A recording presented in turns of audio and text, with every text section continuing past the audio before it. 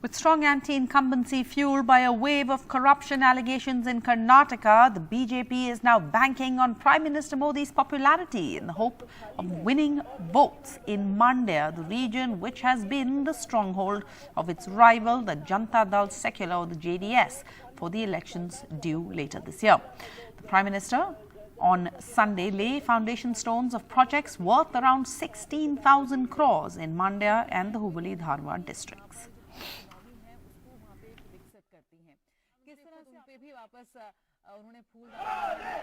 A show of strength by people of Mandya as Prime Minister Narendra Modi arrived in the Vokkaliga heartland and a bastion of the JDS by former Prime Minister H.D. Deve Gowda. A strong anti-incumbency fueled by a wave of corruption allegations in Karnataka. The BJP is now banking on Prime Minister Modi's popularity to win votes in Mandya, the region which has been the stronghold of its rival Janata Dal secular. This was Prime Minister's sixth visit to the election-bound state in 2 months. In 2018, the BJP did exceptionally well in coastal Karnataka and the Mumbai-Karnataka regions. However, it fell short of a clear majority in parts of Old Mysuru region and the Hyderabad-Karnataka region. To fight off the anti-incumbency, the BJP has reworked their poll strategies by starting off their election campaign from the weakest spot. The BJP flagged off the Vijay Sankalpa Yatra, the first among the 4 planned yatras from the 4 corners of the state, from the Chamrajnagar assembly seat. And now, Prime Minister Narendra Modi held his second roadshow in Mandya, which has 7 constituencies ahead of 2023 elections. NH 275. In his speech after the inauguration, the Prime Minister took a dig at the Congress, saying the grand old party is busy digging his grave, clearly making the election about himself. Congress Modi की कब्र खोदने का सपना देख रही है। कांग्रेस मोदी की कब्र खोदने में बिजी है और मोदी बेंगलुरु मैसूरू एक्सप्रेस वे बनाने में बिजी है। कांग्रेस मोदी की कब्र खोदने में व्यस्त है और मोदी गरीब का जीवन आसान बनाने में व्यस्त है। मोदी की कब्र खोदने का सपना देख रहे कांग्रेसियों को पता नहीं है कि देश की करोड़ों माताओं बहनों बेटियां, देश के लोगों का आशीर्वाद मोदी का सबसे बड़ा सुरक्षा कवच है।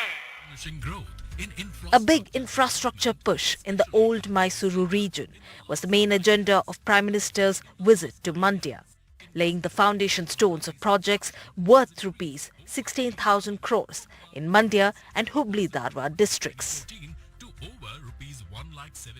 Prime Minister Narendra Modi in the Vokkaliga heartland, the bastion of the JDS, which won in fact in 2018 all the 7 seats, but 2019, especially after one particular person of the JDS, Narayan Gowda, defected to the BJP could open one account. On that hopes, we see Prime Minister Narendra Modi, for the first time in 41 years, a Prime Minister has made a visit to Mandya district. In fact, big infrastructure push. That is where we are reporting from.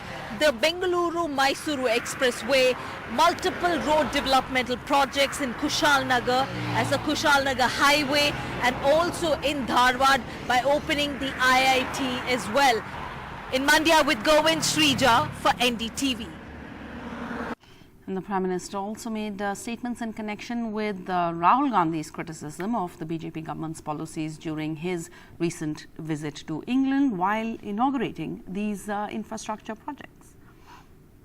वो भगवान Basaveshwar, London की धरती पर उनकी मूर्ति, लेकिन ये दुर्भाग्य है कि लंदन में ही भारत के लोकतंत्र पर सवाल उठाने का काम किया गया।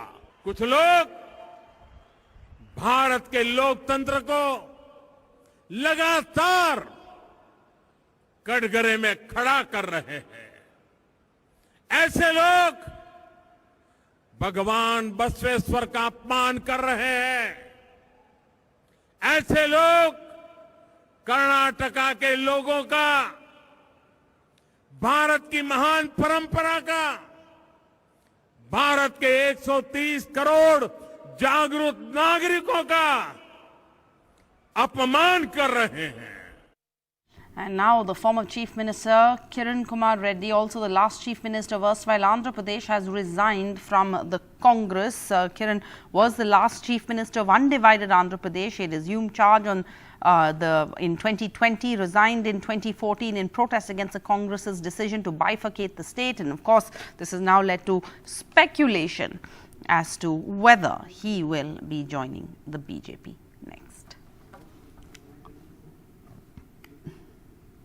And the other big story of the day, the centre has once again in a filing to the Supreme Court opposed same-sex marriage on the grounds that it's not compatible with the concept of an, quote, Indian family unit, which the centre claims consists of a husband, a wife and children, which necessarily presupposes a biological man as the husband, a biological woman as the wife, and the children born out of the union between the two, who are reared by the biological man as a father and the biological woman as the mother.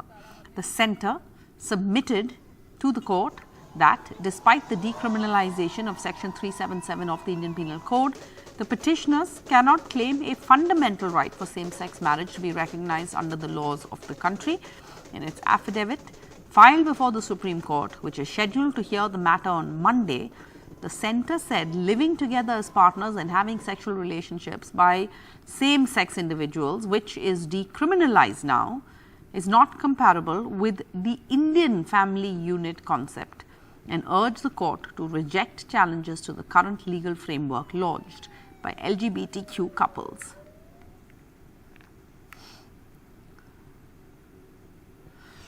And there have been massive protests that have erupted in Kashmir's Budgam district after the police found chopped up body parts of a woman who went missing a week ago. It is a shocking and gruesome murder and another incident of crime against women. 30-year-old woman was abducted, killed, and then her body was cut into multiple pieces, dumped at several places. After almost 6 days, police managed to crack the case. They have arrested the culprit accused, Shabir Ahmed Wani, 45-year-old carpenter, and it appears that the woman may have turned down the proposal for marriage with this man, and days after there was engagement of woman with some other person, and it appears that she was abducted by this man, by this beast, and to ensure that there's no suspicion, there's no proper grave at some other place, he cut the body into multiple pieces and dumped them at several places. And police, after questioning this man for several days, yesterday evening he confessed to the crime and admitted that he has killed this 30-year-old woman and then dumped the body piece at several places. The incident has shocked entire area. This has triggered massive protests. Thousands of people, men and women, came out protesting, demanding capital punishment for the culprit Shabir Ahmed Wani. According to police, brother of the victim Tanveer Ahmed Khan, he filed a missing report on 7th of this month. Soon after that, they launched investigation, rounded up and questioned several suspects, and after days of questioning, this accused confessed to his crime, and finally they were able to crack this case. But on the ground, this has shocked everybody. How can this happen?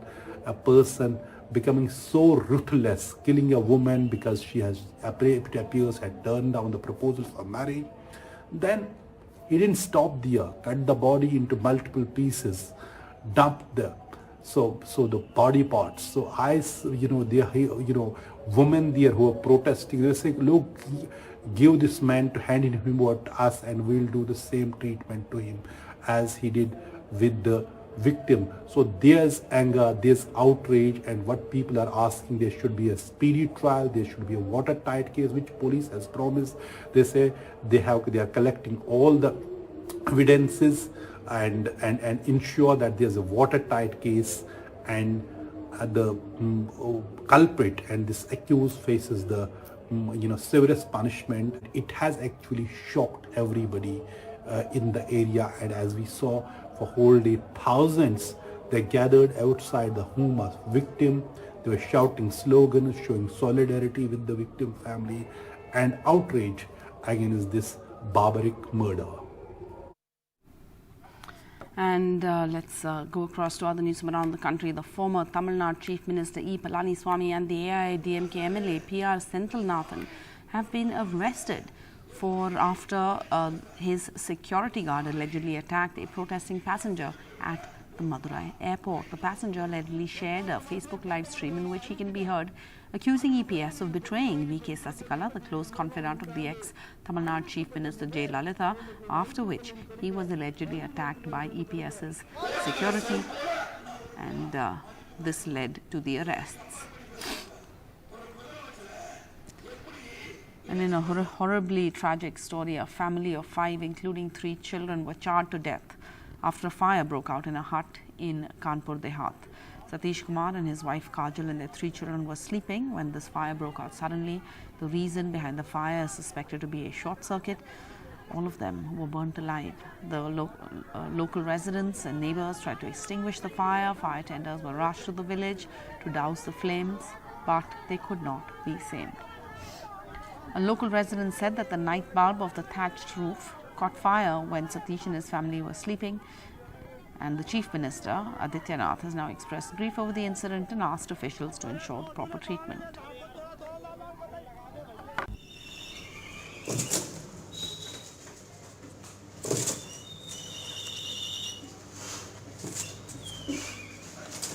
Saud and Nadeem have been treating birds of prey, or as they are commonly called, wild birds, for over 20 years now.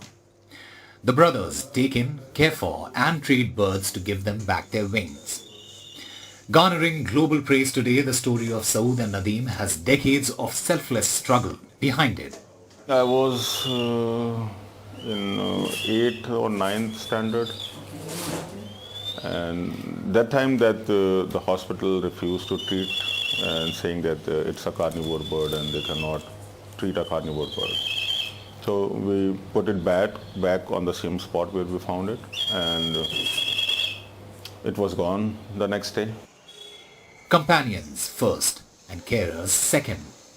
These brothers have built a home for the birds in the middle of Delhi. सबसे ज़्यादा जो injuries हमारे पास आती हैं वो होती हैं पतंग की डोर से, और उसका ट्रीटमेंट रहता है कि उनकी सर्जरी होती है जिसमें उनके मसल्स को सूचर किया जाता है, स्किन है, और बाकी कई बार उनकी बोन्स भी कट जाती हैं. The affection Saud and Nadeem have for the birds has flowered into an emotional bond, which they say is itself a challenge. जैसे कि बर्ड्स से हमको लगाव होता था, बाद में फिर उनके डेथ हो जाया करती थी, तो उस टाइम में काफ़ी ज़्यादा मेंटल ट्रॉमा से गुजरते थे. और बाकी दूसरा, उनके लिए भी उनको इम्प्रिंट करना अच्छा नहीं है, क्योंकि उनको जो अपनी लाइफ जीनी है वो वाइल्ड में जीनी है. There have been other challenges as well, especially financial. In fact, they can now devote only part of their time to their business, manufacturing soap dispensers. That a few years were really hard on us, because Saud and I were the only 2 people working. Like we didn't have money to buy gloves, so we were working bare hands. It's a very difficult thing to do. And initially our business was the main job we used to do, and the bird care was part-time. Now the full-time we are working to save the birds, and our business is a part-time thing. जो time अपनी family को देना होता है वो भी काफ़ी time हमारा यहाँ लग जाता है, तो इस वजह से फैमिली भी काफ़ी हमसे नाराज़ रहती है.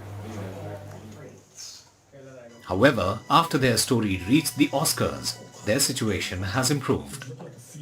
But we got some funds from one of the producer, Tangle Bank Studio, and we are getting help from them. And also the director is sharing whatever the money he gets from awards, different awards which the film has won. Didn't even thought of winning one single award. We were surprised when we won the first Sundance award, and that was a huge award. Their employee Salik is the poster boy of all that breeds. काफ़ी लोगों के आसपास के area में और पूरी दिल्ली में देखा जाए काफ़ी पॉपुलर हुए हैं, बाकी इंडिया से बाहर भी काफ़ी पॉपुलर हुए हैं. तो उसके बाद से मेरे पास काफ़ी फ्रेंड रिक्वेस्ट आने लगी फेसबुक पे और इंस्टाग्राम पे फॉलोअर्स भी बढ़ने लगे. तो काफ़ी देखा जाए थोड़ा फेमस भी हो गए हैं. Saud and Nadeem's story has won much praise, but they did not expect it would one day be nominated for an Oscar. The documentary, now gaining international praise, has truly made us rethink about all that breathes around us. Inspiring and introspective, it is a real-life path-breaking story. We hope the story of Saud, Nadeem and Salik moved you as much as it moved us. With camera person Pooja Arya and AJ Joseph, Kanishk Punjabi for NDTV.